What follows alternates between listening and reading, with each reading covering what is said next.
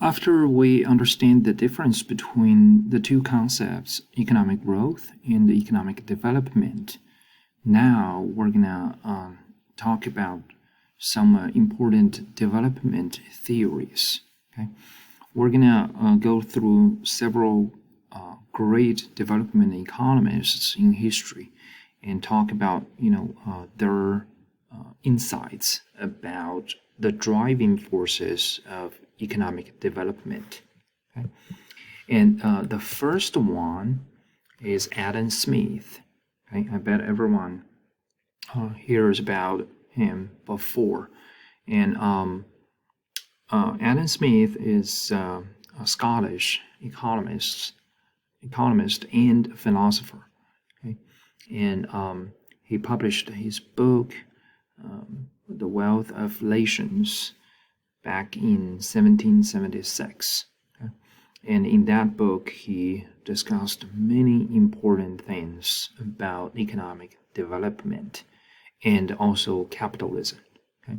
So that's why he is widely considered as the father of modern economics.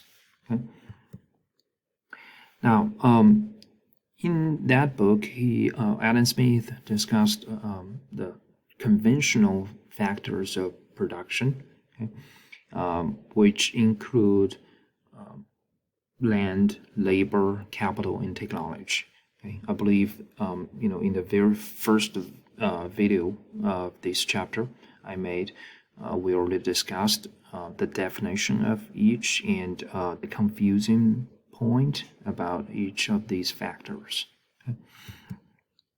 And these factors are also the sources of economic development, because if you want to produce more, then you have to increase one or more of these factors. Okay? For example, you have to get more land to produce more, let's say, pumpkins, okay, or corns. You have to have more labor, like the farmers, okay, if we're talking about the agricultural production, and you have to get more machinery equipments, okay, which are so-called the capital, or you have to find a new way of growing, pumpkins or corns, right? These are know-how, these are technologies. Okay?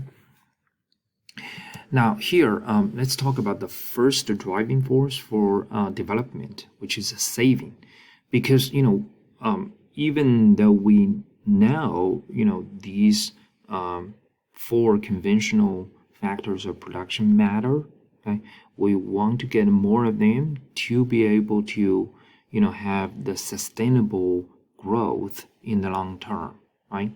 But we still need to know practically how we can end up with more of one or more productive factors. Okay. Now the first thing Adam Smith mentioned in the book is saving. Okay. So here we got to talk about how does it work, how saving helps us to get one or more of these factors. And we're going to discuss two channels through which saving can affect capital and technology. Okay?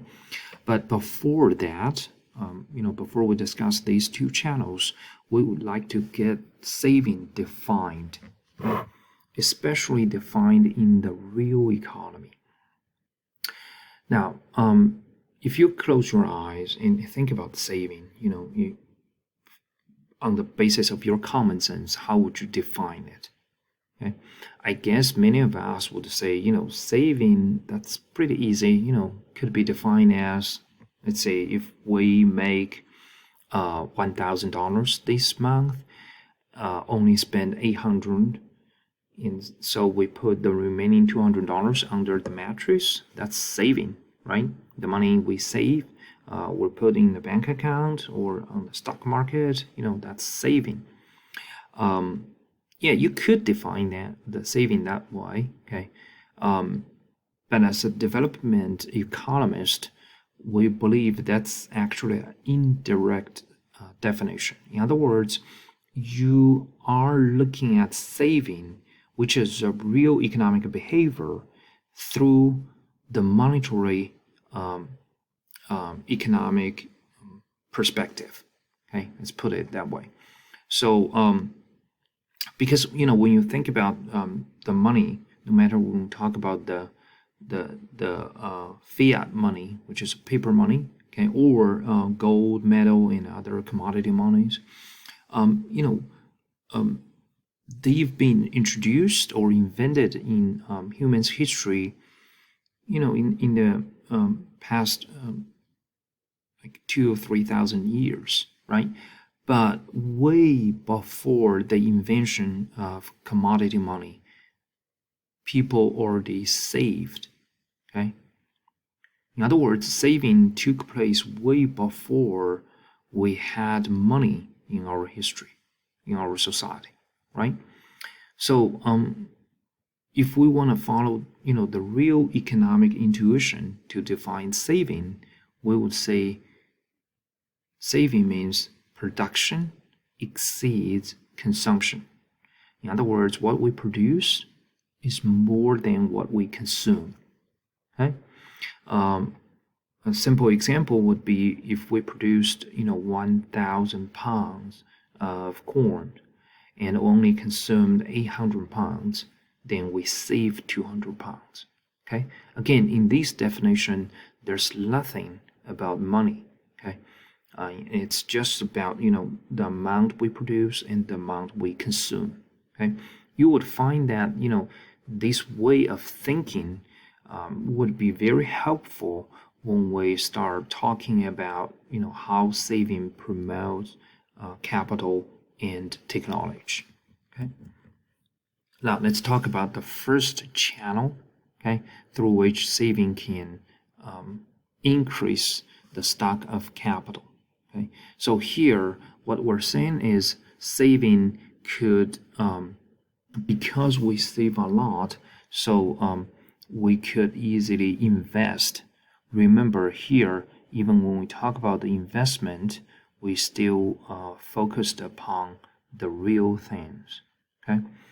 So again, just a quick example. Okay, if in a society, everybody at the beginning was a farmer. Okay, everybody was growing, let's say, corn or pumpkins. Okay, and they realized that they need more tools, equipment, machinery like tractors, for example. Okay, and to be able to grow more. Okay, to be able to be more productive, right? But everybody is busy, growing pumpkins, and nobody really focused upon, making the tools or the equipments for the rest of the society. So, the society gets stuck over there, right? Unless they eventually reach agreement that probably a small group of people in the society would leave the land, their own land, and start making the tools for the rest of us. Okay, but when this group of people leave their own land, the very first question in front of them is, where is their dinner, right? How could they survive at least the very beginning stage of manufacturing tools, right? Now, once the tools and equipment are produced, then they can trade with the rest of the society. They can survive without no problem, right? But at the very early stage, how could they survive, right? Because they leave their land, they do not produce anymore, then, how could they do that? So the whole society got, in some way reach agreement that the rest of the society, still working on the farm, they have to produce more pumpkins than what they consume. So, what has been saved, okay, not consumed, can be used to feed these small group of people making the tools, right? So that's how we go, logically from saving the pumpkins or corns to investment. So here, the investment is not a financial investment; it's a real investment. When the rest of the society decides to give the what they produced, corns, pumpkins, to the manufacturers of the tools and equipment, it's the investment. They're investing, okay, or the whole society is investing. So later, they could end up with more tools, more equipment at their hands. They can produce more. Okay. So again, if you go back and think about the whole reasoning process, we never mentioned money. Okay. There's nothing about money. It doesn't have to have money. Okay. Of course, you could also have the monetary way to explain this. Okay. Which would be, from the modern perspective. Okay. If we have money, especially we have the financial market, then the more we save, then the cheaper the loans will be, right? Because on the loanable funds market, for example, the saving would be on the supply side, right? And I'm assuming here you already learned the basic supply and demand of the loanable funds market from the previous courses. Okay, so more saving means more supply, and then the price of loanable funds, which is the real interest rate, will be lower. Okay, so for businesses who want to make investment, then it's going to be cheaper for them to finance their investment. Okay, and then in the long run, they're going to make more capital investment. Okay, they're going to purchase more machinery, equipment, and tools. Okay, they are going to open up more factories to produce. Okay, so anyway, this is the first channel through which a saving could increase the capital stock. Okay, similarly, if we follow that real economic intuition, we can also look at how saving promotes or enhance the technological innovation. Okay, we're gonna say again, if let's use the same example. Okay, if the whole society realize that they need to have some people leaving their own land, and just focusing upon doing some research and find the better way to grow pumpkins, right? Let's see, probably a better research about the relationship between the weather, the temperature, and the production, okay, or the rainfall and production, or probably come up with a better irrigation system. Let's see, okay, or even a better pesticide, fertilizers, right?